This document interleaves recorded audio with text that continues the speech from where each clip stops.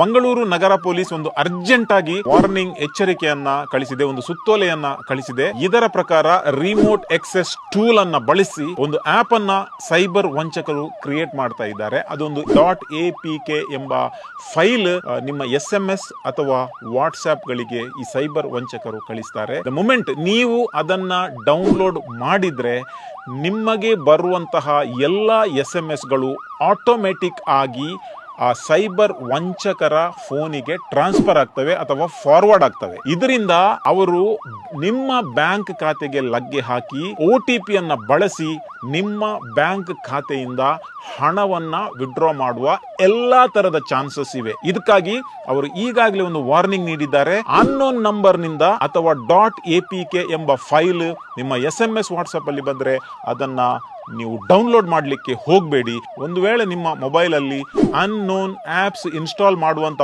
Option ಅನ್ನು ನೀವು activate ಮಾಡಿದ್ರೆ ಅದನ್ನ ತಕ್ಷಣ ಡಿಸೇಬಲ್ ಮಾಡಿ, ಅಥವಾ ನೀವು ತಪ್ಪಿ ಕೂಡ ಅದನ್ನ ಡೌನ್ಲೋಡ್ ಆಲ್ರೆಡಿ ಮಾಡಿದ್ರೆ ಇಮ್ಮಿಡಿಯೇಟ್ಲಿ ನೀವು ನಿಮ್ಮ ಮೊಬೈಲ್ ಅನ್ನು ಆಫ್ ಮಾಡಿ ನಿಮ್ಮ ಬ್ಯಾಂಕಿಗೆ ಕರೆ ಮಾಡಿ ಅವರ ಹತ್ರ ಈ ಮಾಹಿತಿಯನ್ನ ಹಂಚಿಕೊಳ್ಳಿ. ಇದರಿಂದ ಅಟ್ಲೀಸ್ಟ್ ಈ ಸೈಬರ್ ವಂಚಕರಿಂದ ನಾವು ಬಚಾವ್ ಆಗಬಹುದು. ಇತ್ತೀಚಿನ ದಿನಗಳಲ್ಲಿ ಈ ಕ್ರೈಮ್ ತುಂಬಾನೇ ಜಾಸ್ತಿ ಆಗ್ತಾ ಇದೆ. ಒಂದು ಈಸಿ ಮೆಥಡ್ ಅನ್ನ ಅವರು ಹುಡ್ಕೊಂಡು ಹೋಗಿದ್ದಾರೆ. .apk ಫೈಲ್ ಅನ್ನು ಖಂಡಿತವಾಗಿಯೂ ಯಾವ ಕಾರಣಕ್ಕೂ ಡೌನ್ಲೋಡ್ ಮಾಡಬೇಡಿ.